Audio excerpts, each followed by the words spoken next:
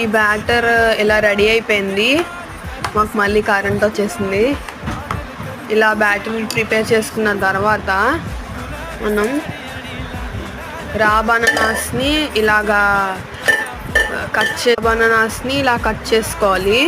దీన్ని వాటర్లో వేయాలి. అప్పుడు దానివల్ల బ్లాక్ రాకుండా ఉంటాయి. చూసారా, ఇలా బ్లాక్ రాకుండా ఉంటే మనం ఎప్పుడైతే వేస్తామో ఇలా డిప్ చేసుకుని వేసుకోవాలి. ప్యాన్లో ఆయిల్ వేసుకోవాలి. వేడిగా అయిన తర్వాత మనం బజ్జీల్ని వేసుకోవాలి. ఫస్ట్ కొంచెం వేసుకుని ఎగుతుందో లేదో చూసుకున్న తర్వాత వేసుకోవాలి. ఇలా బజ్జీల పిండి ఎలా ఉండాలి కదా, గట్టిగాను కాకుండా ఇటు జారుగాను మీడియంగా. ఇప్పుడు ఒక బజ్జీ ఆన్ ద వేలో ఉంది. రోస్ట్ అయిపోయింది.